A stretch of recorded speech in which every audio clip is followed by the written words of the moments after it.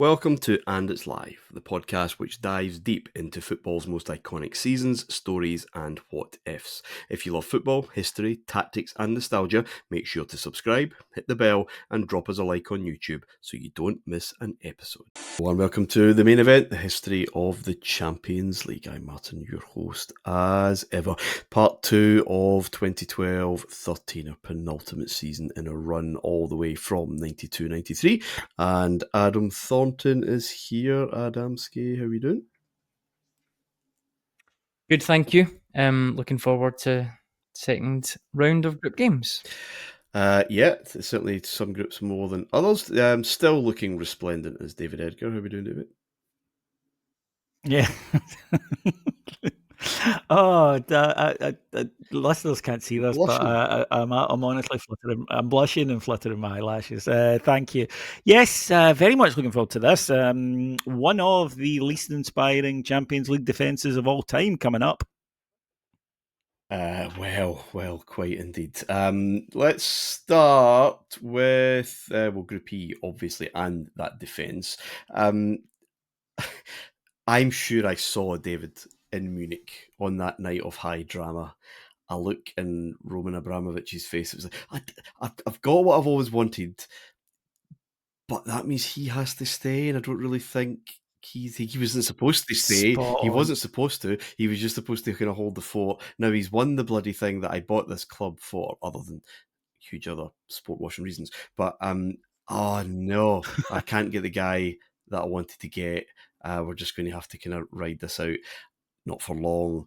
And Chelsea, they don't qualify for the next round of the Champions League. They go out, they lose to second place Shakhtar Donetsk, and it's in head to head, and it is Willian who will be a lot more familiar with Stamford Bridge later on, who scores 2 goals at the Bridge. Chelsea win 3-2, but it's that second away goal that eventually does the business. Chelsea actually have a better goal difference, but the head-to-head equal on goals scored, but it's away goals still coming to the party, David. Very, very inevitable. Yes, that moment that you speak of, to just remind you of it, it's as he's going up to collect his medal, Roberto Di Matteo comes up to Roman Abramovich, grabs a clearly uncomfortable Roman Abramovich for a hug and shouts, "I did it." And Abramovich kind of gives them the look that you give to a drunken person on public transport when they're trying to catch your eye and you don't really want the conversation to go any further. And you're absolutely spot on. And there was a sense of inevitability that that he would leave because he didn't want him. And it was that simple. He did not want him to be there. And they go into this group. Look, you know, this group Chelsea should have got through. There is a good Juventus side. I think Adam will talk more about them in a moment, but this was a good Juventus side who are, you know, going to come to some serious prominence in the next couple of years. But they should have. I mean, they did take care of Nordirland, but they, as respectable as Shakhtar are as a European opponent, Chelsea, the European champions, should have been able to handle them. Draw at home in the first game, fair enough. Then they smash Nordirland and Copenhagen, which again you would expect. And then they lose in Donetsk. And that is the one that causes them problems, as you mentioned, 3-2 against them in London, and then absolutely hammered over in Turin. And one of my favourite players, and again, I know Adam shares this, the great Quagliarelli. I've murdered his pronunciation there. Adam will do it properly. But I loved that midfield that they had at the time, Juventus, and Chelsea can't get to grips with it. This is a Chelsea side that don't have Didier Drogba for the first time since, 2005? He's away to China. Adam had mentioned on the last episode that become a place that players would go to during this period. And they sort of lack a kind of focal point. And there is this sense that the manager has no permanence, even with the big one under his belt. Chelsea was a club who as we've spoken about before, there was a direct relationship between the owner and the senior players that the successful managers at Chelsea understood and respected and almost paid lip service to. Not lip service, that's unfair. Just got on with it, realising it was there.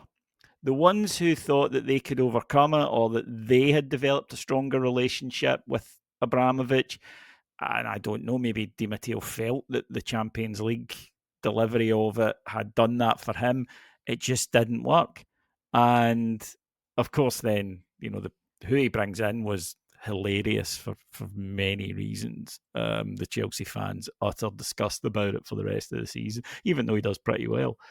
But yeah, and you mentioned there, Martin, about the hangover for Manchester City. It's here for Chelsea, and you've said it well. It's like he had a big emotional moment.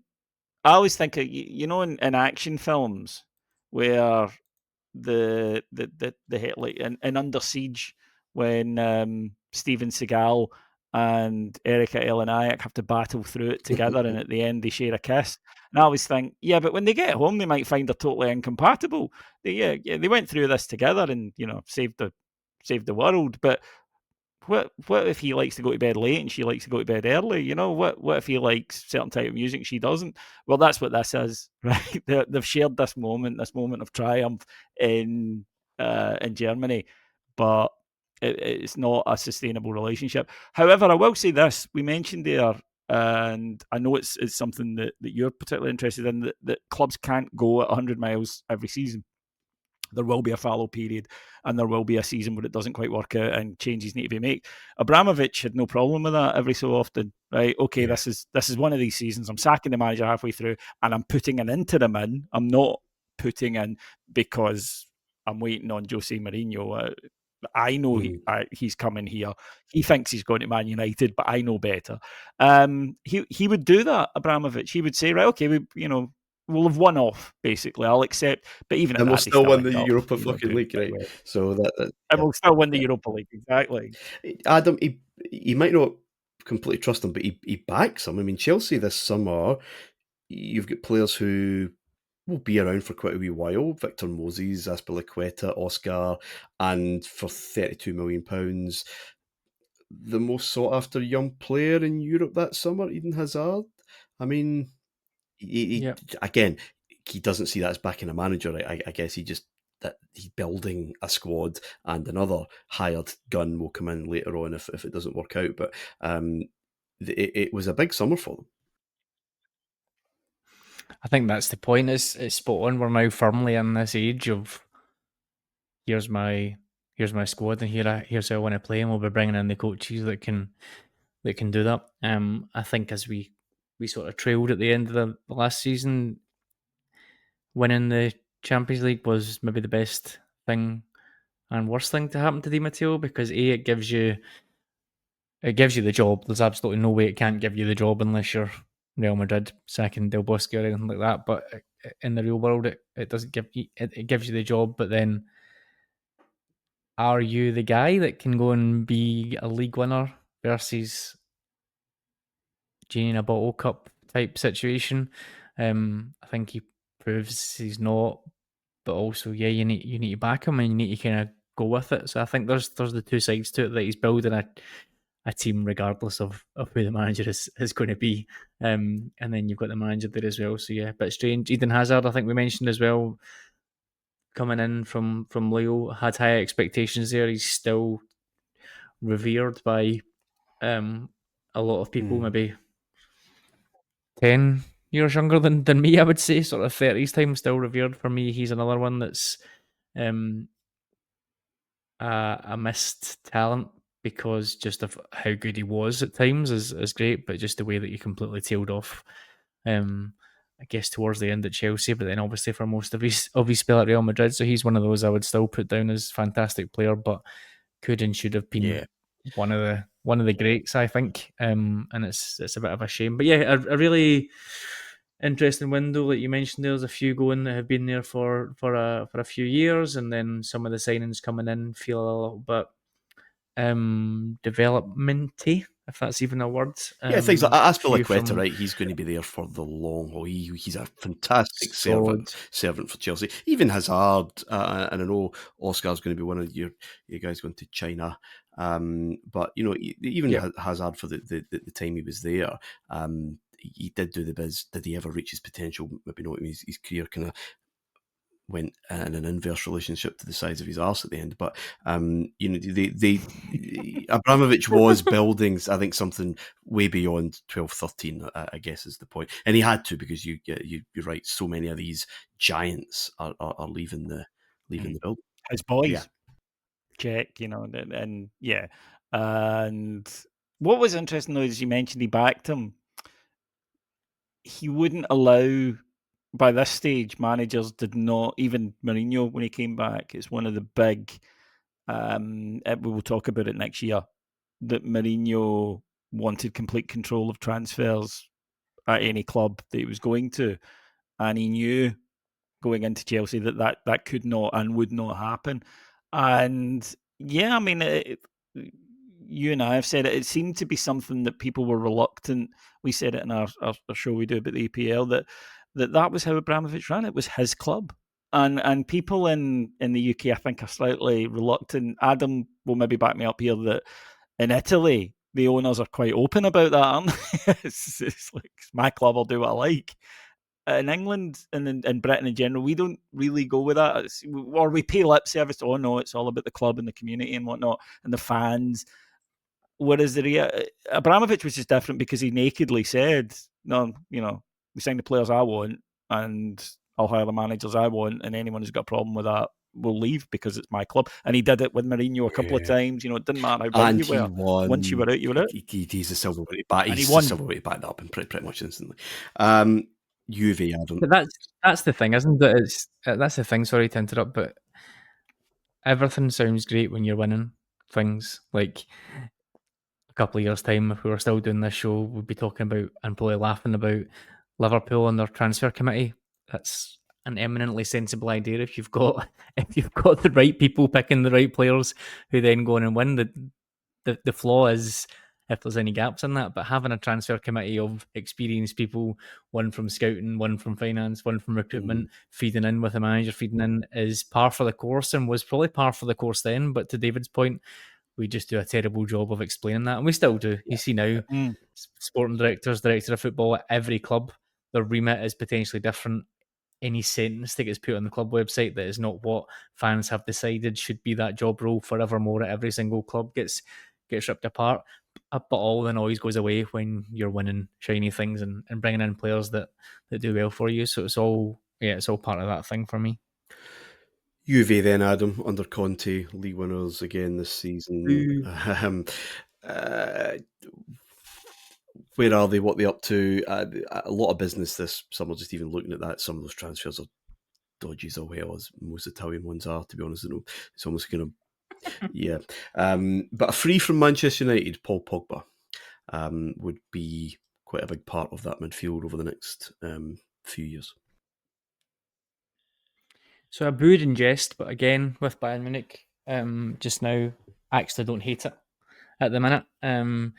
Juve, this Conte period coming up is their best in 10 years or so. I don't think that's a take, but he does really, really well when he comes in.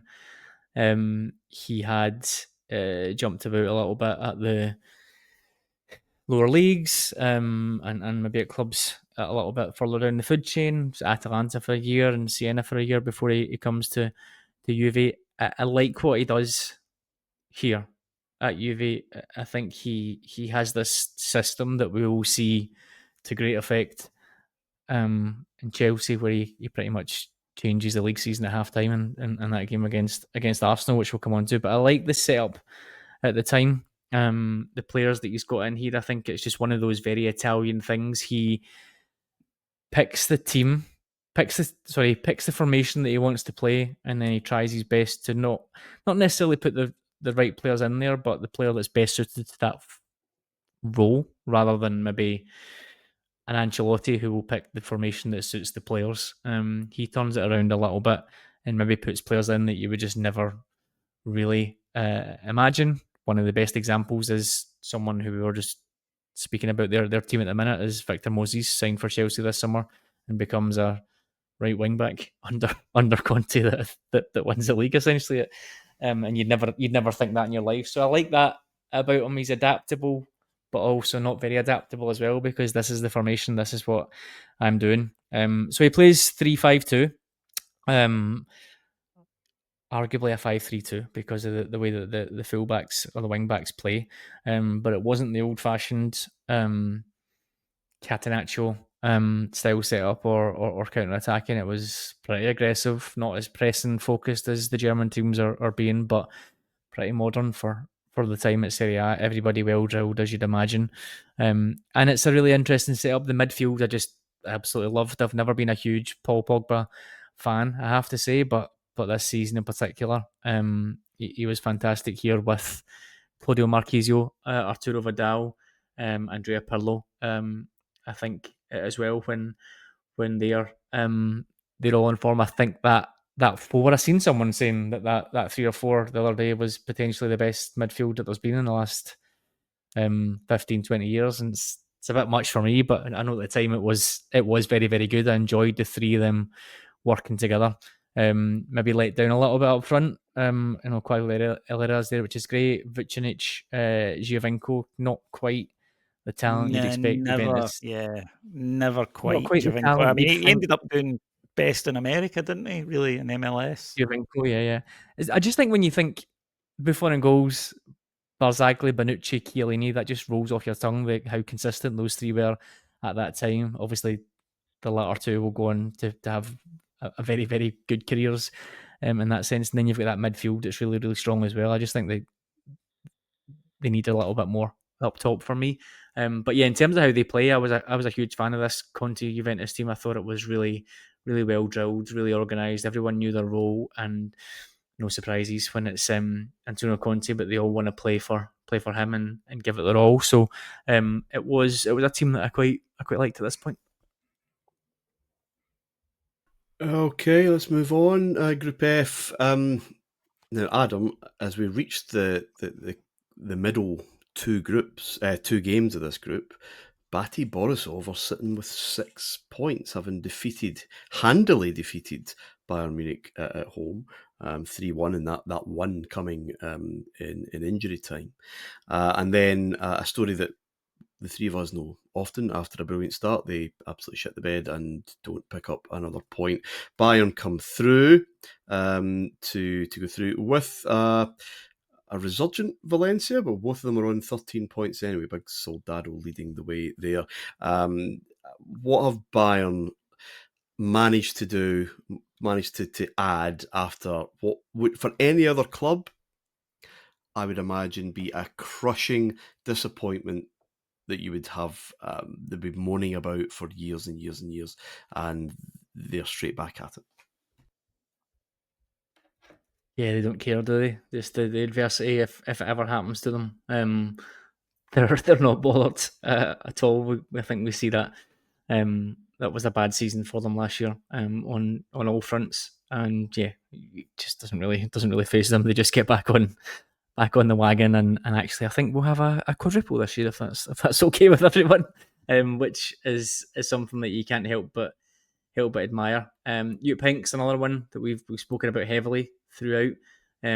Doesn't get a lot of credit. Again, probably because of what comes after in a kind of weird way. Even though Guardiola never managed to win the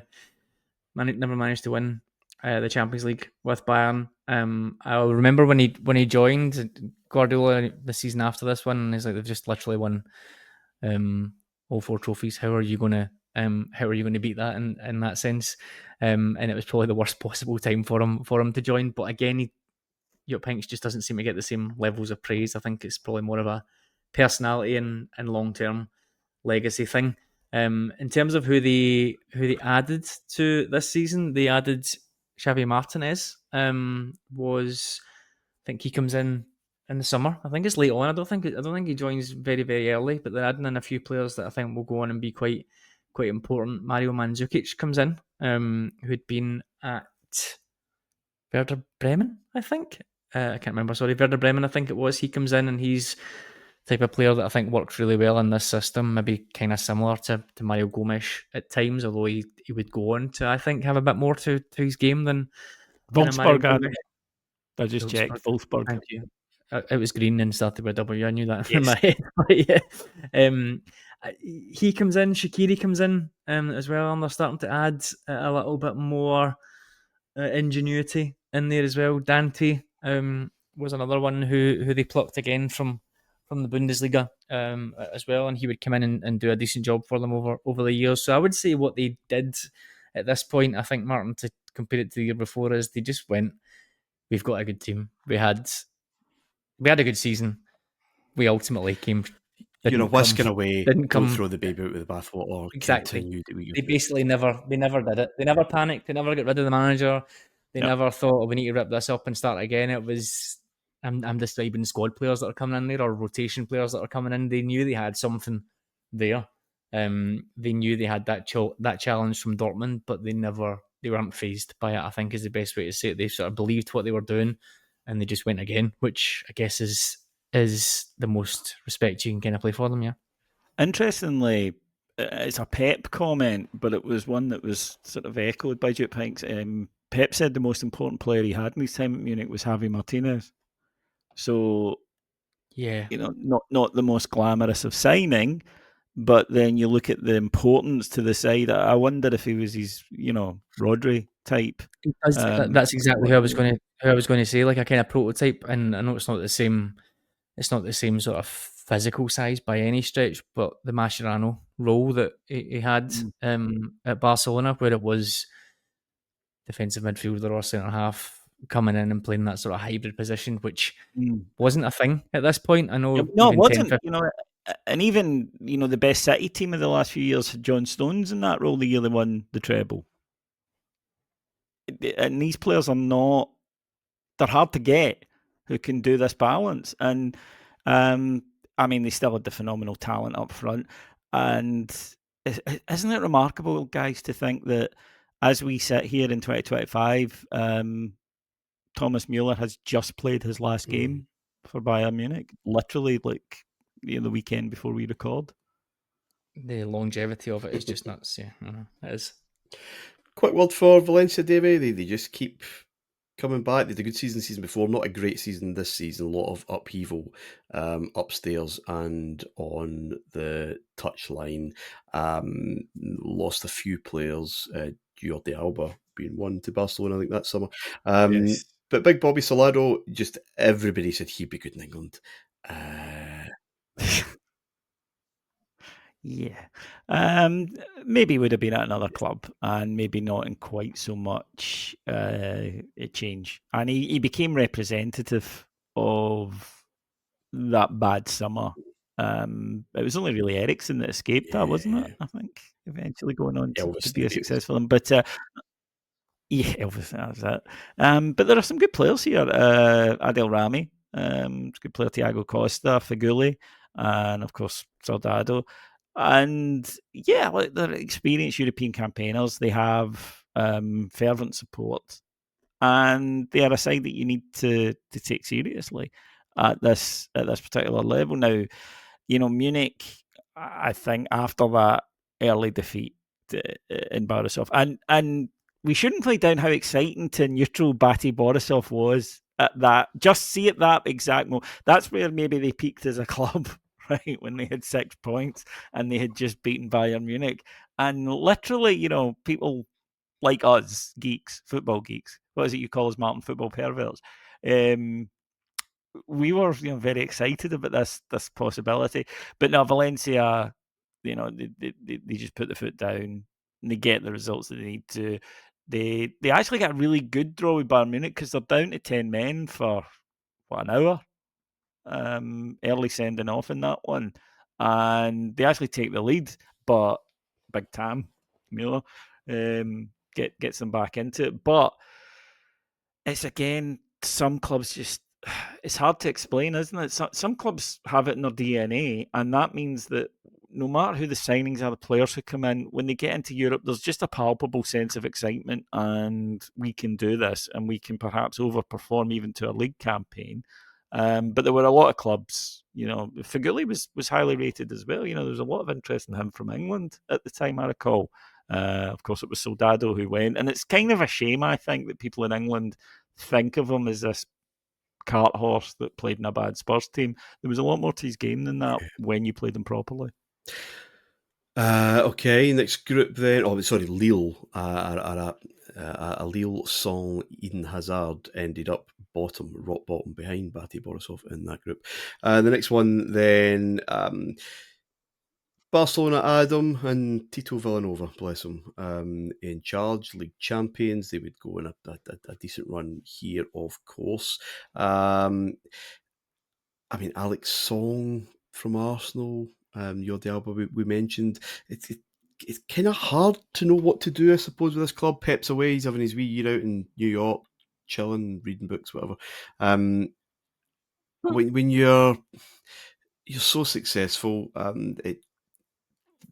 the propensity to tinker must be quite high. What is it we need? But it is just kind of keeping things ticking over. Obviously, Real Madrid had fantastic a couple of just the season before. Sorry, that league title one. But what did this freshness represent, or was it just kind of continuity? He's obviously one of Pep's guys. Yeah, I think it didn't. For want of a better word, I think the next two seasons with Tito and then Tata Martino are about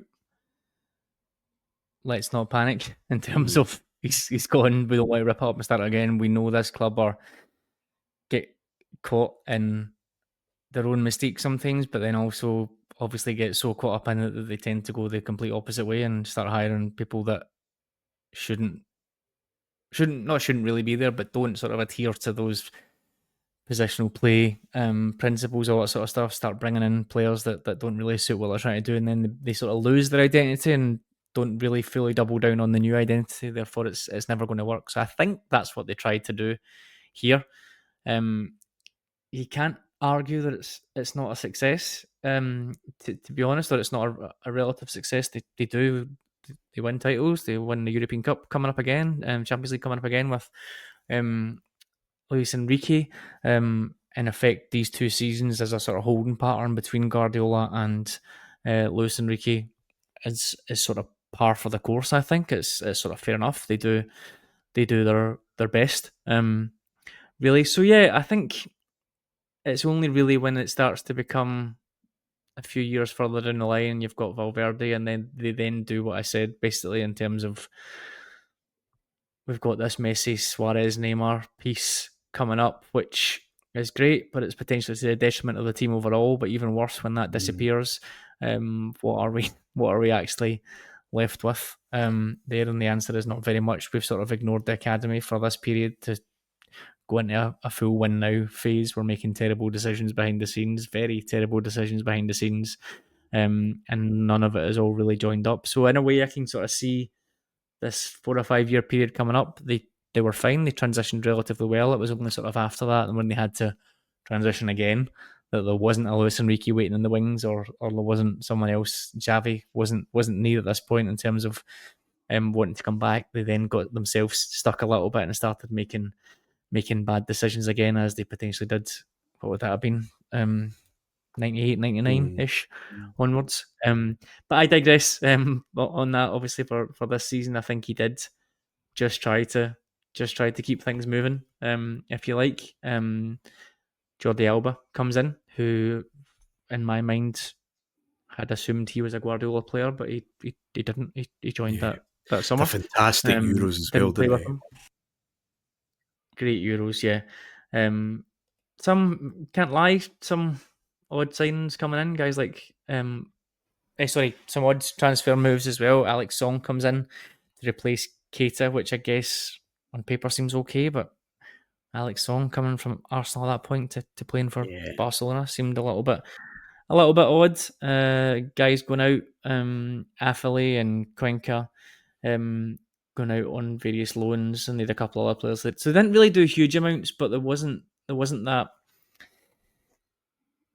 kick on, I guess, that, okay, we've got this team now. Maybe it didn't need to be at the time, and it's all hindsight, but maybe another couple of signings there might have changed things just enough for that coach to put his own stamp on it, but it didn't. So it was basically just turning the wheel and getting on with it. But like I said, it wasn't exactly as if they were short of success. They get to the semis this year and they win La Liga, and they get to the final of the Copa del Rey, I think it is as well. So it was just a case of turning the wheel and trying to pretend we're not devastated that Guardiola's left. We promise, honest. When I think everybody probably was, and it eventually catches up with them. So yeah, decent enough. No complaints. I think they only lose one game, don't they? Famously, shall we say? And it's a bit of a procession for them. I don't think Benfica and Spartak Moscow are really going to cause them too much concern, and it sort of turns out that way. So Celtic went through with Barcelona ahead of Benfica and Shakhtar. A late Gary Hooper penalty on the final night against Shakhtar did for that. I guess the two standout results were the Barcelona games in between. It needed a Jordi Alba injury time winner in Spain to beat Celtic, and then famously the one in Glasgow. The question I want to ask, I'll come to you, David. We've talked a lot on this show, certainly talked a lot in others that we've been involved in, about how incompatible it is in Scotland to create a team that is physically able and is so dominant at home to get the job done, and then immediately turn to something that's a lot more compact, a lot more reactive, resolute. It's just simply a lot easier said than done, hence why the great European runs tend to come at the cost in more recent years of league success. With Rangers out the picture this season and for the foreseeable, were Celtic able then just to concentrate on being a little different, maybe a wee bit more pragmatic than they previously were, and hence getting such a creditable result? Yeah, it is, and I think that it only lasts a couple of seasons, and then they begin to say, as much as Rangers did in the 90s, Europe's actually quite difficult. So long as we're ahead domestically, we're fine with that. And that then becomes the focus, and it becomes a self-fulfilling prophecy. But it's painful for me to say, but you can't deny that they do very, very well. The two matches with Barcelona, they play very well indeed against Barcelona, and very narrow loss over there. And, getting the victory, it's 2-1 at home, but Messi's goal comes in injury time and is merely a consolation. The big one for them was winning away. That was something that still actually even now that they struggle with, and getting that victory in Moscow, last minute goal there gets them the victory, and that I think is big for them psychologically. But yeah, I think at the point that it was a case of, look, they're going to win the league. That's just a fact. They're going to win it for several years, and therefore, what do you focus on? You focus on Europe. What can happen, and this is what happened, because Rangers, you'll remember, 92-93, of course, we do very well in the inaugural Champions League, and we think this is going to be the thing. After a couple of years of kind of painful defeats, and as you say, they're doing well at the moment, but then it's a case of, well, look, do we really need to spend this money, to do this? Because we're qualifying anyway, and that's about as far as we can go in it. And you can understand that mentality. Whereas I think it is one, because of the particularly unique rivalry in Scotland, it's your fans will mainly be happy if you're ahead of the other team in Glasgow. Whereas I think if you look, a current example I would use is someone like Bruges, who didn't use getting into the Champions League as the be-all and end-all, which it became for Rangers back then and for Celtic recently, to help maintain your domestic superiority. They went into it and said, look, we want to get into it and improve each year, and we'll use the money to buy better players to enable us to go on and grow. But they don't have that same pressure to win absolutely everything domestically that the Glasgow clubs do. So through gritted teeth, they did well. Alrighty, Manchester United then. We didn't know at the time. We were talking about Wenger being pressured to kind of call it a day. This would be the final season of Sir Alex Ferguson in charge, of course. In the market, I mean, yep, some... it looked kind of sensible business. Obviously, Kagawa, big fan. I know you are, Adam. In January, Will Saha, but it was Robin van Persie that kind of stole the show that summer. And I mean, United, did they really have do they ever really have a difficult group? They certainly don't make it look overly difficult as they topped the final group ahead of Galatasaray, Cluj, and Braga. Yeah, we business as usual, but it wouldn't be in the end, Adam.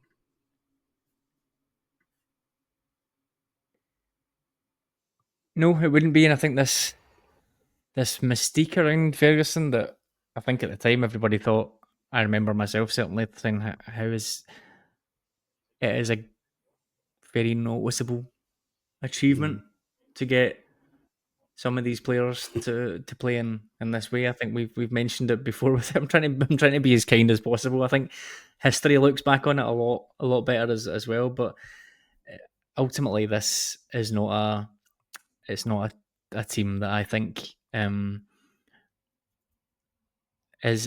he makes the team better than the sum of its parts. I think, which is not always the case. I think in the years certainly in the Champions League that we've covered Man United. So I think it's noticeable by that point. I think the Robin van Persie signing at this time was inspired. I think he has a terrific, very very very good season for them. 30 goals in all competitions, and I guess that's just a little bit of Ferguson as well. He knew what to do. He knew how to get players to work for him. Absolutely, players that were there, players that were maybe not at the level that you would expect. He knew how to use them in their teams, but he also knew when to buy a player who was hot and would go and do a job for them, whether it was short term, whether it was long term.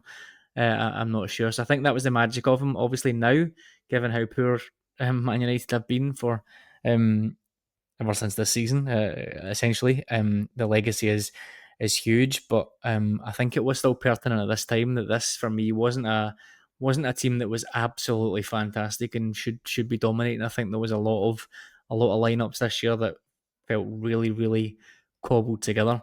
But as you said, I don't think there was any doubt anyway in this group of getting through, because it's a pretty straightforward group for them. Despite Galatasaray and Cluj having a good effort, I think Cluj around about this time were really tidy. It never really tended to be a team that, or a type of team that Man United would really struggle with from memory. There's a lot of decent results for them, and a few decent results for Galatasaray. I think Burak Yilmaz in particular has a great season in the Champions League for Galatasaray. He scores a lot of goals in this group stage to get them through, and I think I think United were worthy winners of the group, and it was never really in doubt, I don't think. I mean, it's just kind of typical Ferguson, isn't it, David? Just Van Persie, one rivals. We need I can't remember anyone saying at the time they're just squeezing the juice out of everything. This is just another catalyst just to keep this thing going. No one could have possibly foreseen that the title that they would end up with at the end of this season would be their last at the time of recording. But looking back, it's so obvious that he was just trying to juice this thing up as much as possible. And Van Persie is absolutely that kind of sign. Yeah, he is. He's ringing the last tank of petrol, really, wasn't he, out of this squad? And it's now, with hindsight, a criticism that is levelled. I'd be interested to get Rob's opinion on it when we have him back on, about what Ferguson left. And we've seen a recent comparison, haven't we, of course, with Jurgen Klopp, with the squad that he had left in place. Yeah, he'd brought Van Persie in, who was as close to a guarantee as you could get at this point for the EPL. Phenomenal striker, and went to win. He was sick of not winning stuff at Arsenal. He wanted to go and win a title. But I still remember, actually, I was getting married and I was flying to Las Vegas on the Wednesday when the news came out that he was leaving, and I was shocked. And I'm not a Manchester United supporter, but it just he'd been such a constant in football, in anyone for so long that it was almost impossible to get your head round that he wouldn't be there anymore. But he clearly was, one final hurrah. And I think it was interesting in his book on leadership, he said he spoke to his wife and said, I'm done. I can't go through another one like last season, the Aguero moment. He said, that's it for me. Win one more and I'm done. And she assumed he was merely voicing frustration, but he wasn't. But one of the things that when I look back on this is, without ever being, a great player, and I really don't think he was, and you two can correct me if I'm wrong, but they really got a tune at Hernandez at times, didn't they? He was such a useful little player for them, almost in that Solskjaer role, because they had Van Persie, they had Rooney, superb footballers, world-class footballers. And I suppose, he's played for Manchester United and Real Madrid. I'm not saying he was a bad footballer, but what Hernandez was just an amazing option at times. And he weighed in. I mean, he really did. I really enjoyed this season, though, Michael Carrick at times. I thought his control and passing in the middle of the park could be metronomic at times. And I think he was a big and underrated part of that side. But the reason they won this title was Robin Van Persie. Gentlemen, that will do us for the group stage of the Champions League 2012-13. Thank you, David. A pleasure as always. Thank you, guys. Thank you, Adam. Yeah, really enjoyed that. Thank you. Knockouts next week, yet more comebacks and yet more Arsenal doing nearly enough, and a reunion for Ronaldo at Old Trafford. Until next time, bye for now.